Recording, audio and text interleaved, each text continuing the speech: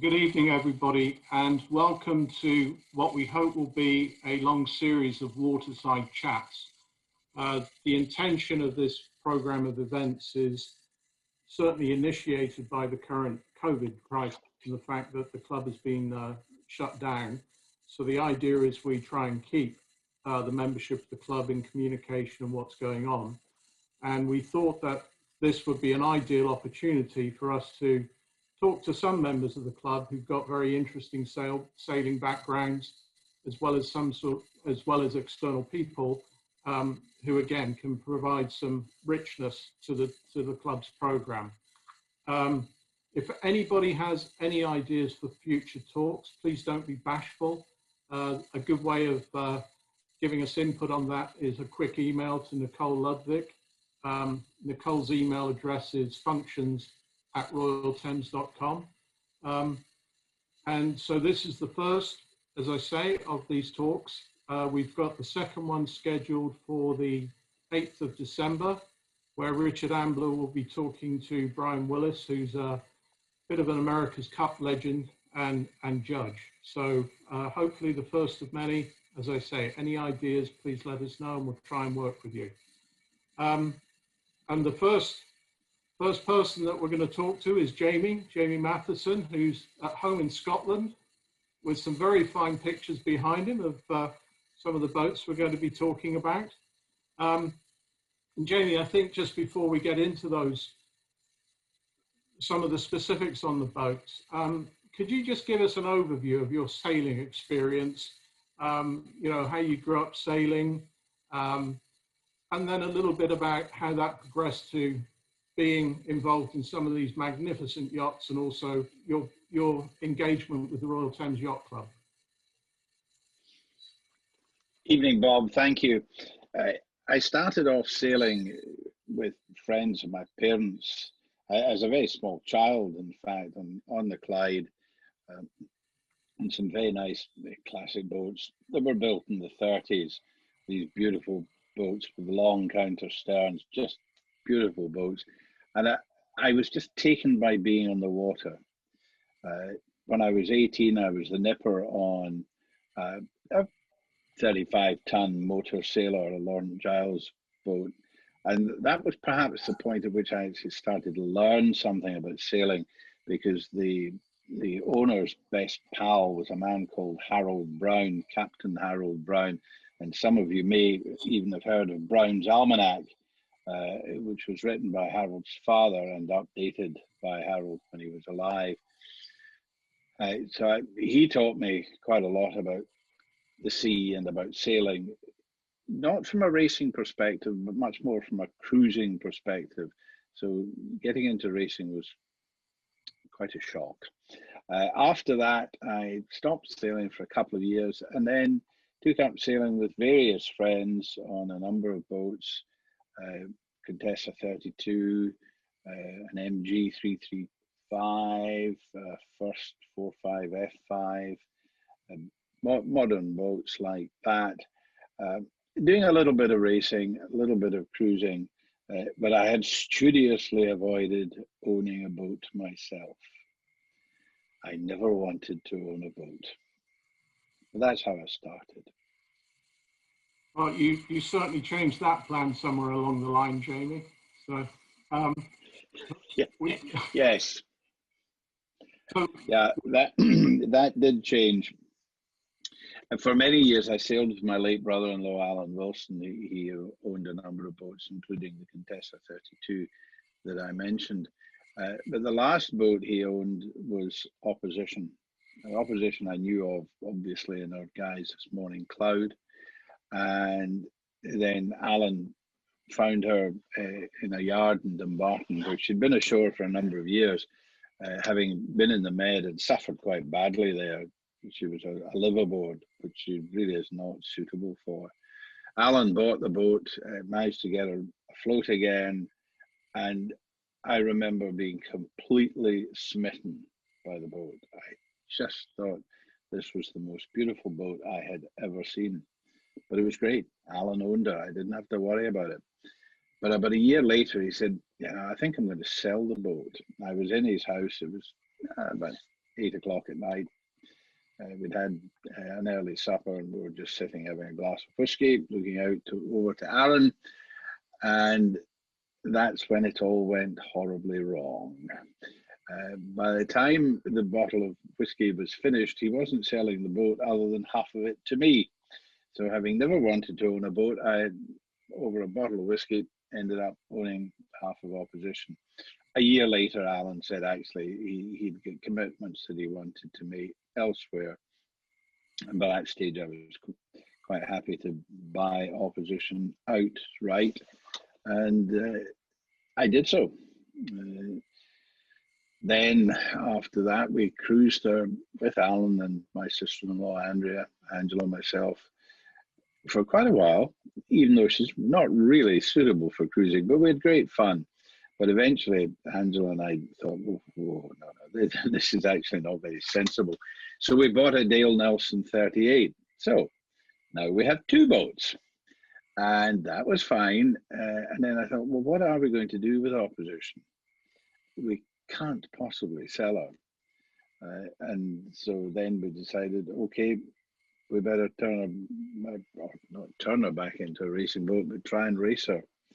And we did that for one race and discovered that she actually was in quite poor shape. And that then took us on to the rebuild program. Again, something I had never, ever contemplated doing, but virtually the boat had to be rebuilt from about 3 planks below the waterline up. So new topsides, new deck beams, quite a lot of work done on the ribs. Mast was refurbished, rigging renewed, new sails, new wiring, new engine, new tanks, everything.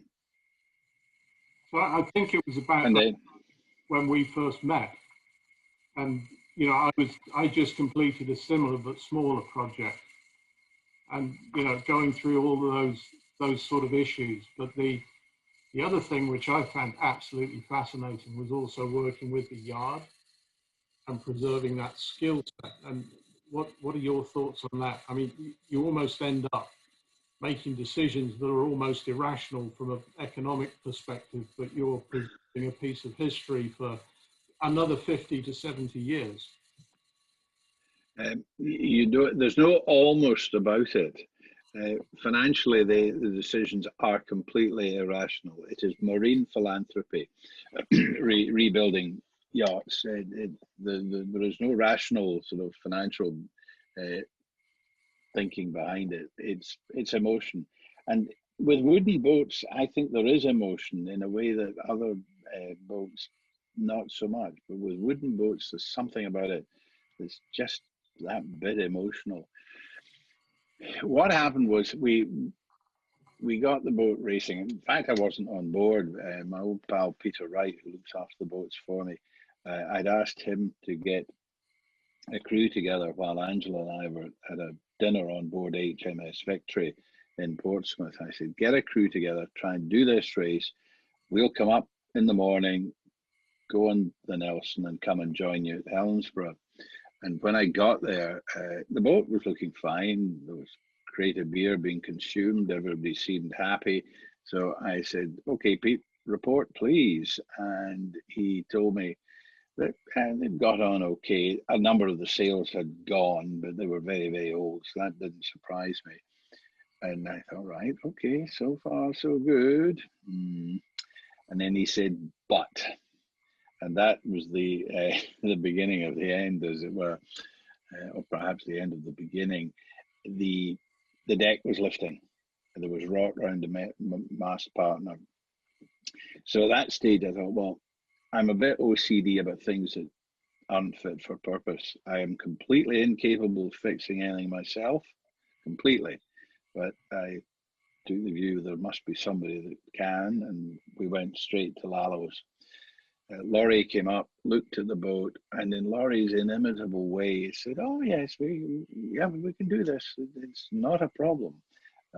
And I had visions of him taking the top sides off, cleaning them off, putting them back on, which shows how little I knew about what was ahead of me.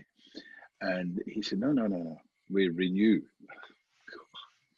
My heart just about stopped. And he said, she'll need a new deck, so all this deck will have to come off. And I certainly learned about the construction of a wooden boat very, very quickly. I said to Laurie at the time, roughly, how much is this going to cost? And he said, well, I don't know. I said, Laurie, just give me a clue so I can make a decision about whether we asked you to even look at it further or not. So he gave me a clue, and I thought, right, okay, well, that's probably doable. At the time, I was working in London, and so about 2.5 weeks later, 3 weeks later, once we'd got the boat down to Cowes, I went down to Lallows to see Laurie, because the boat was in the Clyde at this stage, and Laurie had got the boat. No, I've got the chronology wrong. He'd actually done this on the basis of what he'd seen. The boat hadn't arrived yet. Anyway, he phoned me, said, come down to the yard and speak. And Laurie was very agitated when I got there, and couldn't quite understand that till they got to the point of saying, actually, I've made a mistake with what I thought it might cost. And it was substantially more than we'd talked about. And he said, you'll want to think about that. Correct. So Laurie, I could see it in his face. He thought, that's it. He's going to go back up to London. 3 weeks later, he's going to phone and say, forget it. Laurie didn't know me at that stage. He was about to learn quite a lot about me in the next 30 seconds, because that's all I needed to do in terms of time to think about the decision. I turned around and said, Laurie, you better get on with it. I think Laurie nearly choked. So we very quickly went to the Duke of York, had a pint to celebrate, and that was the beginning of the programme. But the work that was required was even more than Laurie had first suggested, and substantially more. But I have absolutely no regrets about it at all. I certainly wasn't going to be the guy that sent the boat to the Swan Vestas factory. I wanted to see her back in the water. And we got our target was to cross the starting line on the Round the Island race the next year. And we made it, just. But we did make it. We were third in our class, so I was delighted. Truth be told, absolutely delighted.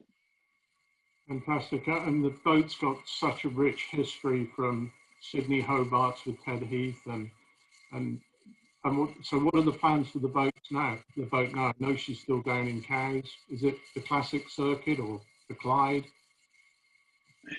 I don't see her coming back to the Clyde. She's a racing yacht, and there isn't racing for a boat like that in the Clyde, in my view. I think she will stay in the Solent. Her home is Cowes.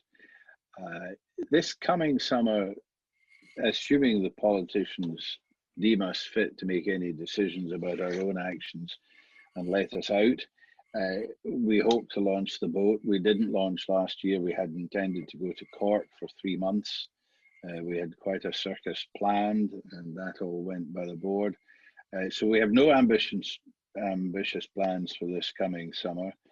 In fact, we're not even going to race, but we are going to launch and be a cruising entry in the British Classic Yacht Club regatta, and then day sailor from time to time during a couple of months of the summer. We'll bring Highlander or Nelson down to live aboard, and hopefully get to enjoy Cowes without necessarily the stress is perhaps the wrong word, but the responsibility of running a race campaign. So it'll be a rather more relaxed summer. Yeah. I hope. So moving to a boat which fortunately you didn't have to restore, the Mariquita. And I know we've got at least one of your previous co-owners on the line, so you'll have to make sure the stories are correct. I mean, what an unbelievable experience to get involved in that, Jamie. So how did that arise? How did you guys put the syndicate together, and what inspired the engagement with Mariquita, or your period of custodianship of Mariquita, I should say? And it very much is a custodianship. With any boat, it's you're the custodian. You're kidding yourself on that you're the owner. you're the custodian for the next owner. I had known Mariquita a little, and just as a preamble, it's worth perhaps just recounting. I'd been staying with friends in Essex, and we went to a pub in Pin Mill years and years and years ago.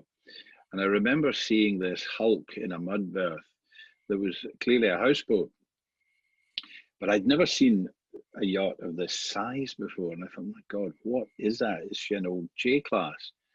And I had no idea. Anyway, saw her, thought how extraordinary. Never thought any more about it until 1 year at the British Classic regatta. I can't remember whether 2009. It might have been 2009. It was. Anyway, Mariquita was there, and in the open boat evening, I went on board, and I just stood on the deck and didn't go below or anything like that.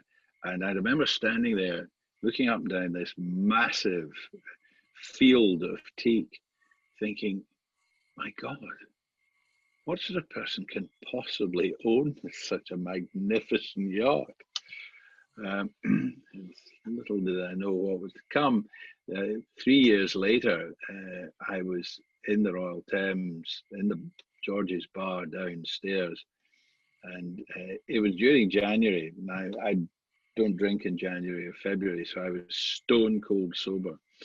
When Johnny Calcutt was there, and we had a drink together, and he said, how do you fancy becoming part owner of Mariquita? I looked at him in complete astonishment. And after the usual, you're kidding and all this sort of stuff, he said, no, absolutely dead serious. Would you be interested? And I said, hold on a minute. I went outside, phoned home to Angela, and I said, Angela, just before I commit to something, Johnny Calcutt just said, would we be interested in becoming involved in Mariquita? To which Angela said, why are you wasting time standing outside? Get back in there and say yes. And that is literally how I became involved. It was an instant decision. And then John then got 4 of us together. 3 of us were in Royal Thames, John, myself, and Stephen Hemsley, and Nick Edmondson. So we were initially 4. And then Nick didn't stay with the syndicate terribly long. So 3 Royal Thames members ran the boat successfully, and eventually won the big boat series in the Med, brought it back to England, and won the classic big boat season that year, including the Squadrons Regatta. So we had great fun with her. It took us quite a bit of time to get used to the boat. She's, without any shadow of a doubt, the most demanding boat I will ever sail. Quite extraordinary. I didn't do an awful lot of the upwind stuff, but I did a lot of the downwind. And that literally was like walking on a knife edge. If you lost concentration for a second, the consequences could be disastrous. But in terms of a rewarding boat to sail, absolutely the business. She is magnificent. And Stephen, John, and I had great fun. We had a wonderful time together. Right. We sent out that marvelous video that's on Classic Boat as part of the invite for this evening. It's absolutely fabulous to look through it. I mean, when you did that program, running that boat is so different. It's got no winches. It's all, just teams of people. So was there a readily available crew that had experience on those types of vessels, or did you have to train people up from scratch? And that must have been quite a program just to put a team together to be able to sail the boat. Well, we were very fortunate. While the previous captain, Jim Tom, went with the previous owner, George Newman, who had been 2IC, the boat, stayed with us and became captain, and a number of his senior crew stayed on as well. Billy Butler, Matthew Oates, a number of the guys stayed with us. And so the nucleus of the crew remained. And while there was turnover during the seasons we owned the boat, the nucleus remained the same till the very end of our campaign. And George knew how to run the boat in his sleep, and we were able to keep a cadre of highly experienced classic yachtsmen with us. Tubby Brooks was the main sheepman. He was an Essex sailor. Guys like that. We were very, very fortunate. So no, we didn't have to do the training from scratch. Okay. The pros were already there. I remember David Bedford telling me that you had to start pulling the main sheet in something like 10 minutes before arriving at the mark. And I think Johnny Colcutt told me an even longer number to prepare for a jibe. It's just an exercise in logistics. Oh yes, yeah, and every single person on board had a job. There were literally no room for passengers. I think you could have 2 guests who would, for safety, sit in the doghouse, because if you were not in your allotted spot, you were in danger. You could be swept over the side very, very easily. In fact, we had a 32-foot chase boat for that very eventuality. So everybody had a job, and something like a jibe, which was the exercise that took place when I was at the helm, was always very harrowing, because a mistake in a jibe could bring the rig down. And the rig, as you can see from that picture behind me, is colossal. The mainsail alone weighed 600 kilos. That's without the spars. The boom was 72 feet long. So big, big, heavy stuff. And it took the whole crew to hoist them in. Wow. And the crew of 23. You'd obviously seen the boat, you'd seen it alongside.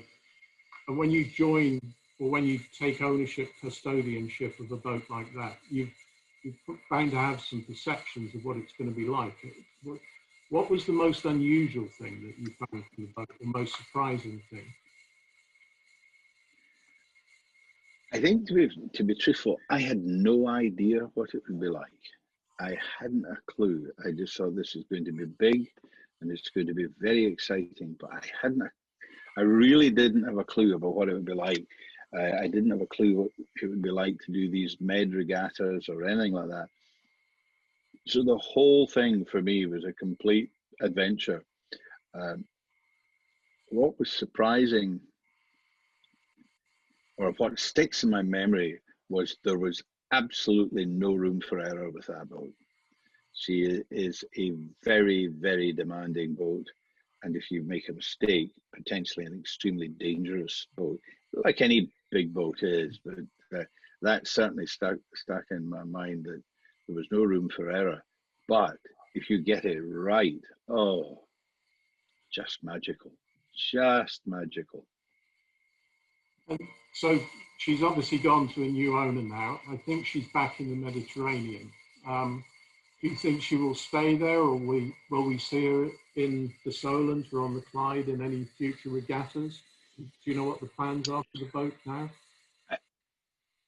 I don't know what the new owner's plans are. I'm not sure if she's in the Med. She was in the Atlantic coast when she left us, and I think she's still there. I think she went to Brest, but I'm not absolutely certain if she's still there now. I don't think she's round in the Med yet. I would imagine the new owner will do the Med circuit, but there is talk of a Fife regatta possibly next summer, but there's nothing confirmed. I understand from John that the owner had notions of it coming over to do the Fife regatta up in the Clyde. But I don't know for sure. But that would be, from my point of view, absolutely wonderful to see her up here again, particularly without having to worry about it. Just go and watch her. Yeah. So, having gone from a boat where you could just enjoy ownership it seems like you slipped off the wagon again, Jamie, and then got involved in something that is a restoration project on a colossal scale with HMS Victory. So I saw from the information on the trust you've been involved since 2013. So, you know, an interesting span of time, I'm sure, with your role on the preservation company of the vessel. So can you just explain, you know, what's going on? What are the challenges there? What are the plans for the boat? Yes, certainly. Of all the voluntary things that I do, HMS Victory is just a dream.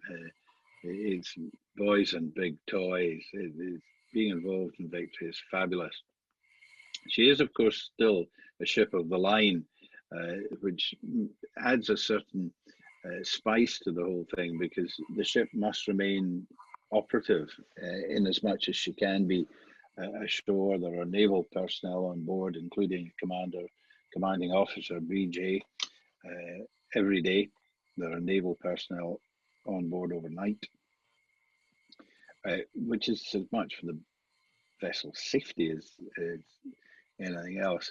The ship has been ashore for 100 years, and that is not the natural environment for a wooden ship. So she is hogged a bit in her old seating. We have recently replaced the 11 cradles that she sat on with 135 hydraulic props, which we had designed specially, and they are monitored constantly for pressure to make sure that we don't get any unfortunate incidents with the hull. But that's giving her a more sea-kindly type of support. And now that we've stabilized her, we've opened up the dock bottom so that people can see much more of the ship. We really now start the restoration of the ship. She was built obviously as a warship, so she would be refitted basically every time our enemies flung large lumps of very hot metal at her. So she was kept in pretty good order constantly while she was in commission. But of course, she's been ashore for afloat. She is still in commission. But now she's sat in the dock for 100 years or about 100 years, and that hasn't done her any good. For a start, a wooden ship should be in salt water, and instead she's been in the rain of the south of England. So there's quite a lot of wood that has degenerated. We're going to have to replace a lot of that. We intend at this stage that be done in oak, as it was originally. And so we're going through the planning of that, including the acquisition of oak, which isn't just something you go to B&Q and get the odd planks. We require rather large lumps of well-seasoned and well-formed oak. That's not something you come by readily. To get a plank that doesn't have knots and flaws in it is quite difficult for the size we are talking about. So that's in plan and in progress at the moment. We've got a big job on. We are going to step the mainmast, or lift it out and unstep it, hopefully in the next few weeks. That will be a very big job. While the mast is not the original mast, it is still of historic significance. It's been on the ship for over 100 years. And lifting that will be a very delicate and difficult operation. So we have a lot going on with the ship, and we have an obligation to keep her open throughout all this restoration work and keep the white ensign flying at her stern. But one final thing, because people ask the question, how long is this going to take? Comfortably another 10 years, probably 12. big job. And that will be when we will see her with a full rig and all the masts restepped. Yes, I think it is highly unlikely that the masts would be in any sooner than 8 years from now, and probably 10. Because clearly you want to do all the strengthening work with the minimum of strain on the hull. At the moment, the masts are actually stayed onto the ground either side of the dock. We hope to do away with that in due course and have them properly stayed on the ship. I was reading on the of the ship that the oak, and I think they were also describing a requirement from elm, was all being sourced from Scotland. Have you got the monopoly on shipbuilding oak and elm? Have we run out in the southern climes? It would be quite disingenuous of me if I suggested that all the oak we require will come from the north of Britain. We haven't got nearly enough here. We will have to source it elsewhere. The species of oak is the critical thing. We're intent on getting what is referred to as English oak. Whether it is grown in England or not, I wouldn't care to guarantee. But what I can say is I'm chairman of the technical committee for the restoration, and one of the things that I am aware of is whatever we do now, our intention is it's to be good for 50 plus years. But eventually somebody else is going to have to do it again, or if not in this quantum we're doing it, at least on a rolling basis. And one of the things we are in talks with the Woodland Trust about is actually planting a victory plantation of oak. Wow. And that is quite an interesting exercise, because it's not just a question of planting some oak saplings and coming back in 100 years. The husbandry that's required is very complex, not only in terms of the way the oak trees are maintained, but the other species that you have to have round about them to make sure that the oak grows true and straight. It's a fascinating thing to be involved in. Absolutely fascinating. Great privilege. I think it must be just incredible to be involved and see something like that. And I'm sure it gives you great pleasure. Oh, I love it. Absolutely love it. Fantastic. I was just wondering if Gary could give us a heads up as to whether or not we've any questions have come in. This is where we find out if anybody's listening, Jamie. Yes, this could all be very embarrassing. So there is a question from an anonymous attendee that's come in. So it's great talk. Thanks, gents. Bob mentioned opposition's connection with the 1969 Hobart race. Is that correct? I thought opposition was the renamed Morning Glory 2 rather than Heath's original Morning Glory. Right. She is Morning Cloud 2, the second Morning Cloud. The first Morning Cloud to which the questioner refers was actually a production yacht, the Sparkman Stevens 34 or 36, I can't remember. That was the first Morning Cloud. That won the Sydney Hobart race outright. Opposition as Morning Cloud won her class at Sydney Hobart in 1971. Okay, we have a question from John Calcutt. John, you're free to talk. Jamie, good evening. What an elegant performance, if I may say so, prompted by the admirable Bob Gatehouse. Well done, Bob. Jamie, I remember, I think it was January the 17th that I saw you in the bar at the Royal Thames when I was putting that syndicate together for Mariquita, and you went outside to phone the boss. If I booked in, my question to you is, if I book in for January the 17th, 2021, to take you for a drink at the Royal Thames Yacht Club and come up with a proposition for you, what do you think you're going to say? That depends on the proposition. And it also depends whether Nicola will let me get to my club. because at the moment Nicola says I can't come and visit my friends in England. Well, so I'll always listen to you, John, and I certainly have absolutely no regrets about saying yes to your last proposition. It was just a joy. What fun we had. What a privilege. Well, a privilege for all of us, Jamie, and you were a wonderful partner in that organization. We could always count on you to deliver on anything that you said you were going to do, and very well respected, and I have fondest memories looking back. But we also have to look forward as we get a little bit older and decide where the final furlong is going to be for our sailing careers. And I just have a little idea that I'd like to run past you, and I thought I'd unfairly put it to you in this public forum. Well, you see, the thing is, the boss isn't present at the moment, so I can't run out and confer with her. Okay, but yeah.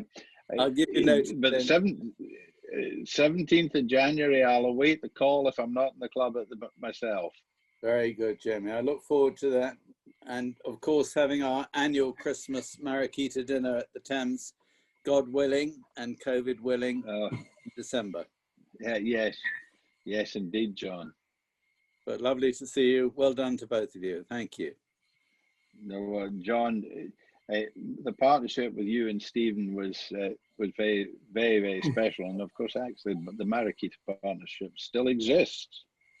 Absolutely. And you're right in saying that the boat is in Brest. And the new French owner, I can just fill that in a little bit, Benoit Couturier, who's a classic car collector, is intending to come and do the Fife Regatta in Scotland next summer. He's very kindly asked me to helm the boat, and I in turn will be asking you to come on board to do some of the downwind stuff. So I hope that we can continue our partnership together without any of the overheads or bills or worries. I'm on for that. Thanks, John. Good. Okay, we have another question then from Andrew. Jamie, what was your most memorable moment on or with Mariquita? I think probably when we realized that we were in with a shout when we were in the Italian regatta in 2015. Harold Cudmore had come on board as our tactician, and we won that regatta. And we really got a sense then, actually, you know what, guys, we could do this. That I won't forget. That was just such a thrill to win our first regatta and think, yeah, we're getting there. But everything about Mariquita was memorable. The whole thing was extraordinary. There's one thing that I did that John and Stephen didn't have the time to do, but Angela and I actually cruised the boat. And we have the most wonderful, happy memories. Crew went down to 7 or 8, plus Angela and I, and we cruised around the Balearics a couple of times. And that was like being on a different planet. In fact, I once described stepping on board Mariquita as leaving Earth and stepping aboard planet Mariquita. You were just in a different world. Big privilege. Okay, next question from John Denham. Jamie, you said that Mariquita was unforgiving. What was the scariest moment? I think the scariest time we had with the boat was probably round the island race. The time we went round the old way in 2015, when she was literally leaping out of the water on the south side of the island. Now, for a 100-ton boat to be leaping out of the water with a rig the size and the weight of Mariquita's, that was a little uncomfortable, and it in fact led to us losing the topmast a couple of days later because it put such a strain on one of the halyards. But fortunately, when we lost the topmast, there was no harm done beyond the topmast itself, and the way in which the crew handled that was I think I described it as the perfect example of the art of true seamanship. Our crew were brilliant at dealing with that. Okay, the next one is from Cressida Robson. I have toured Opposition and her lovely restoration in Cowes. What boats have you always wanted either to restore or to own? Well, I'll go back to what I said at the beginning, when I said I actually never wanted to own a boat. I loved restoring Opposition. That was an extraordinary project. I have no ambitions to do it again with any other boats. I don't think I will ever own another sailing boat in the way that I own Opposition. I intend to keep Opposition for the foreseeable. So no, I think I've done my bit at restoring boats, much as I'm sure Laurie Borer would love to get the call from me saying, "Oh, Laurie, I've got a project," but no plans to do any more. Just relax now. Okay, a question from Harold Cudmore. Would you support a heritage section of the RTYC to support classic sailing? Yes, yes. I think that would be a good thing to do. I think particularly as the med circuits gone a little quiet. It's perfectly fair that things go in cycles, but the med circuit has certainly gone a little quiet. A lot of the classic boats are for sale. They say every boat's for sale all the time.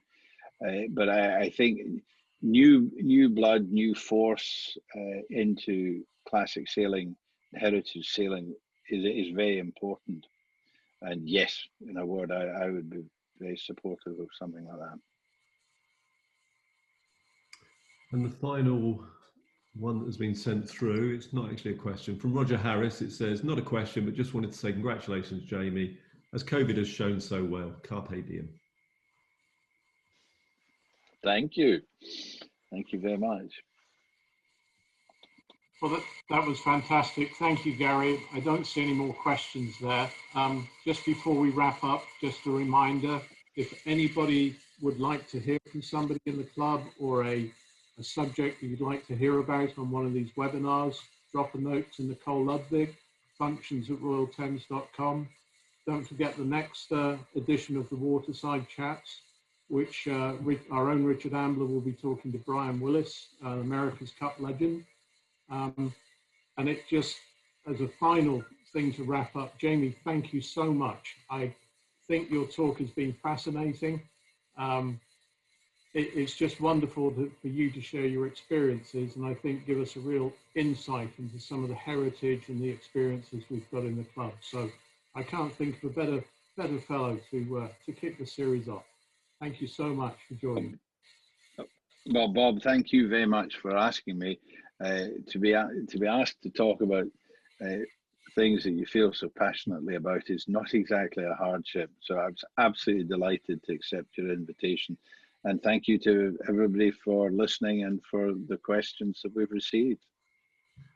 I'm sorry to slightly interrupt. Alex Foster has thrown a hand up at the last moment. So if I allow them to talk, they may have one final question.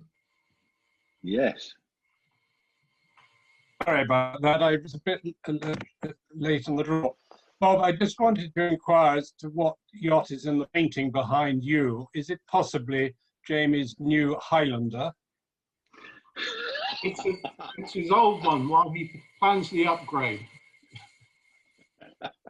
Thank you, oh, Lodge.